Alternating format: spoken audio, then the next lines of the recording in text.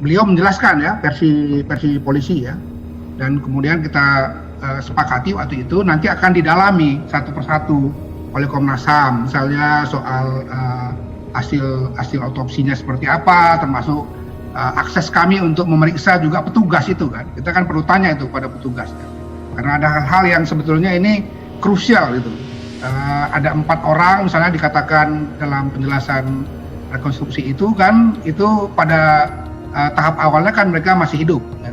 Tapi kemudian dikatakan misalnya melakukan perlawanan kan, kita kan perlu tanya petugas ini kenapa dia tidak borgol misalnya.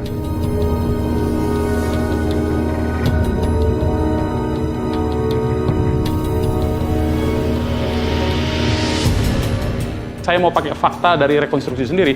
Ternyata masih ada 4 orang yang nyawanya masih ada, ditangkap, dimasukkan ke mobil. Setelah itu kita putus hubungan, kita tidak tahu, beritanya tiba-tiba 6 meninggal.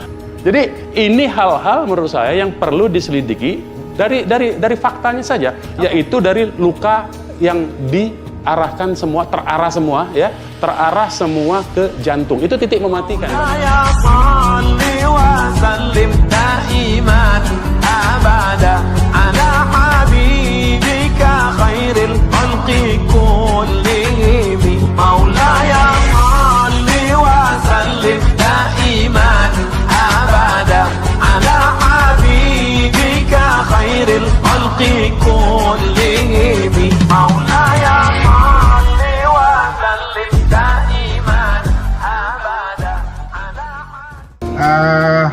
Dengan Kapolda,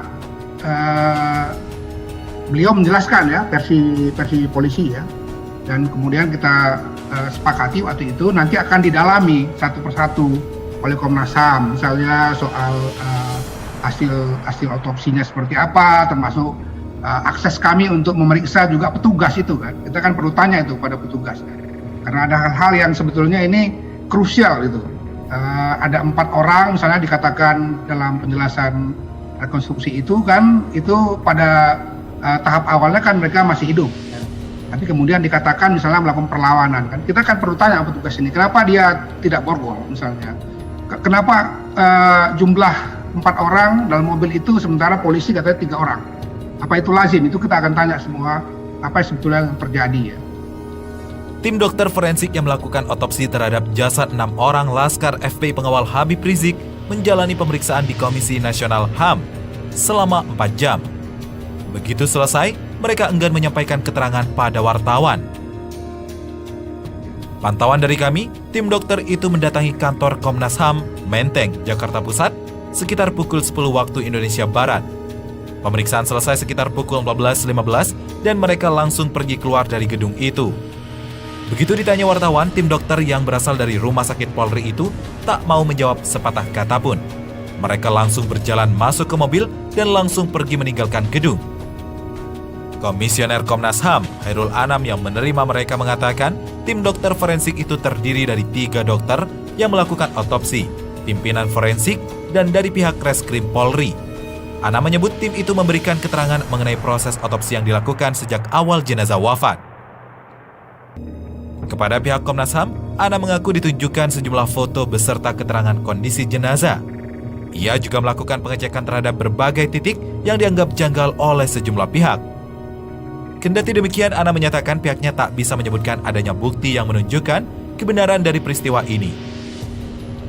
Pihak dokter hanya menyampaikan proses otopsi dari awal sampai sebelum dimakamkan. Saya mau pakai fakta dari rekonstruksi sendiri. Ternyata masih ada 4 orang yang nyawanya masih ada, ditangkap, dimasukkan ke mobil. Setelah itu kita putus hubungan, kita tidak tahu, beritanya tiba-tiba 6 meninggal. Nah, katakanlah di dalam mobil sekarang, kita analisa. Di dalam mobil, 3 duduk di bangku belakang, 1 duduk di bangku tengah, dengan diapit 2 petugas. 1 petugas katakanlah membawa kendaraan, satunya di bangku samping sopir. Berarti 4 sama 4 ini kan. Nah, standarnya seperti apa? Ini kan kalau sudah terjadi tembak-menembak, ini sebetulnya penjahat berbahaya.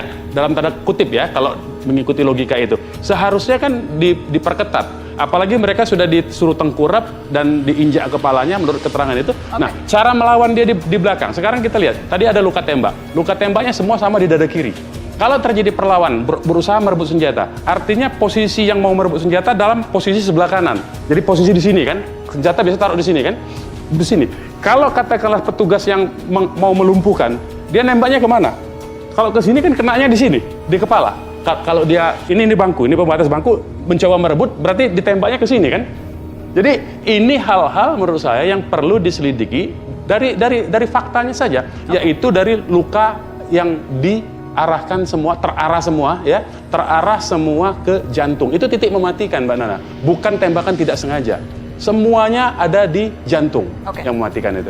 6 laskar FPI, pengawal Habib Rizik Syihab yang ditembak mati oleh polisi, tidak tepat disebut sebagai pelaku, melainkan korban.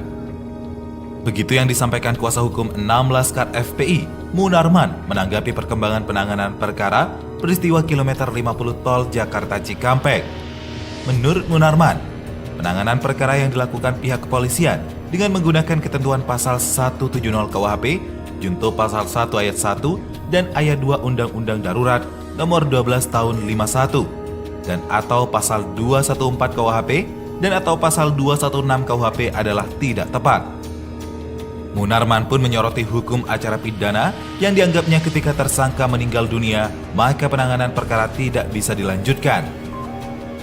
Bukan berarti kita harus tidak percaya dulu, bukan, tapi kita ingin menguji apapun keterangan yang diberikan, termasuk yang dari EPI. EPI misalnya mengatakan bahwa laskarnya tidak bersenjata, kita akan uji apa benar seperti itu misalnya, karena itu penting juga untuk menjawab persoalan ini kan gitu, karena dari pihak yang satu lagi mengatakan ini terjadi akibat ada perlawanan dalam bentuk tembakan kan gitu. Sekarang kita uji apakah benar laskar ini bersenjata atau tidak, kan itu kan nanti kita harus tanya kepada para pihak itu dengan bukti-bukti lain yang kami kumpulkan. Nah, ada beberapa hal yang juga selain tadi soal senjata itu, misalnya juga ada pertanyaan harus dijawab. Pihak satu kan mengatakan mereka yang dipepet, gitu. Satu lagi mengatakan mereka yang dipepet. Sesungguhnya yang mana itu? Keterangan dari saksi-saksi lapangan memang belum sepenuhnya bisa menggambarkan mana yang sebetulnya terjadi, ya. Termasuk jadi juga soal tadi saya katakan kenapa tidak diborgol dan lain-lain itu. Jadi ada banyak pasal-pasal yang masih kami kumpulkan, tetapi tentu saja itu butuh waktu dan ketelitian, ya. Hari ini juga tim kami masih kembali lagi ke lapangan karena ada beberapa hal yang kami minta untuk dilengkapi lagi, ya. Pak Taufan. Saya simpulkan, jadi pertama yang akan Anda perjelas adalah satu, dugaan kepemilikan senjata api FPI, begitu ya. Kemudian juga tahapan penggunaan kekuatan, tahapan penggunaan kekuatan polisi, begitu ya Pak. Yang kedua, yang ketiga kemudian dugaan penyalahgunaan senjata oleh polisi. Kemudian tadi Anda juga bilang, jadi penting juga membedakan mana baku tembak, mana yang tembakan, begitu ya. Itu hal-hal misalnya yang sedang ditelusuri oleh Komnas HAM. Apalagi ada keterangan-keterangan dari saksi-saksi di lapangan, memang yang satu dengan lainnya kadang-kadang tidak berkesesuaian juga ada. Misalnya satu saksi kami tanya, kamu dengar berapa kali tembakan? Dia bilang hanya 1 kali, tapi yang saksi lain mengatakan 2 kali, kan harus ada cross check, ya. Apakah kesaksian mana yang benar misalnya? Nah, dari mana dia mendengar suara tembakan itu?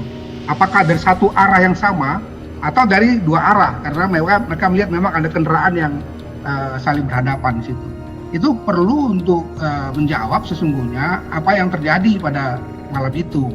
Karena nanti akan terkait dengan apakah tindakan penembakan terhadap laskar FPI ini itu dia dianggap justified secara hukum atau enggak, kan gitu. Kalau enggak, dia berarti kan masuk kategori unlawful killing gitu, dan itu tentu saja kita anggap sebagai satu pelanggaran hukum atau pelanggaran hak asasi manusia. Nah, tapi kita tentu jangan cepat-cepat mengambil kesimpulan sebelum kita mendapatkan bukti-bukti yang lebih komprehensif, ya. Karena terus terang ini masalahnya tidak hanya sekedar terbunuhnya 6 orang laskar FPI, tetapi kalau kita cermati, ini nuansa politiknya juga sudah semakin besar. Masyarakat kita semakin terbelah gitu. Komnas itu terasa kali, ya, kita mendapat serangan hoax dari kiri kanan dan macam-macam itu. Jadi kita harus cermat menurut saya. Saya berkali-kali dalam pertemuan dengan pers saya katakan, lebih baik kita bersabar menunggu untuk mendapatkan satu jawaban yang sebenar-benarnya daripada kita kemudian memaksakan diri. Apalagi di tengah-tengah tadi ada kerendahan nuansa politik menurut saya itu akan membahayakan kita untuk mengambil suatu kesimpulan yang betul-betul genuine berdasarkan fakta-fakta yang sejujurnya, yang sebenarnya. Saya kira begitu. Jadi jangan kan sekarang masyarakat udah masing-masing itu. Bahkan bayangkan itu beredar video-video ya YouTube yang menggabungkan pernyataan saya untuk peristiwa Mei ketika kerusuhan Mei yang lalu, atau digabungkan dengan hasil investigasi kami atas Pendeta Yeremia di Intan Jaya. Itu nggak ada hubungannya dengan ini gitu. Nah, di Pendeta Yeremia kan kami katakan yang itu. Saudara Anam sebagai komisioner yang mimpin waktu itu bilang kami jelas menemukan bukti-bukti. Itu pernyataan untuk kasus Pendeta Yeremia. Untuk yang ini kan kita belum punya kesimpulan. Digabung itu sehingga orang katakan Komnas sudah menemukan bukti-bukti akurat tentang kebohongan polisi. Kan itu berbahaya ya, karena sebaliknya juga begitu. Ada serangan lain, oh ini tidak kredibel karena ketua Komnas HAM ini HTI nih gitu. Dekat cendana segala macam, foto-foto disebarluaskan gitu. Itu yang menurut saya nuansa politik ini harus kita betul-betul hati-hati supaya nanti kalau ada kesimpulan yang benar-benar bisa menyelesaikan masalah, bukan menambah keriuhan politik di tingkat nasional, dan yang kemudian menimbulkan semakin banyak problem lagi itu. Saya sebagai ketua selalu ingatkan kepada anggota saya untuk juga bisa menahan diri, tidak membuat pernyataan-pernyataan yang nanti mengesankan sudah ada kesimpulan, padahal belum. Tadi ini soal, karena begini, ada 4 orang dalam mobil itu, ada 3 polisi, 4 orang ini kemudian mati. Siapa saksinya? Kan yang ada sama polisi itu saksinya. Jadi untuk menemukan ada saksi lain atau bukti lain yang bisa membuktikan sebenarnya yang terjadi apa, nah itu kan tidak mudah itu gitu. Jadi kalau kita sudah membangun satu kesimpulan sendiri berdasarkan rekayasa, dugaan dan macam-macam, itu tidak menyelesaikan problem kita. Problem kita serius dalam soal ini.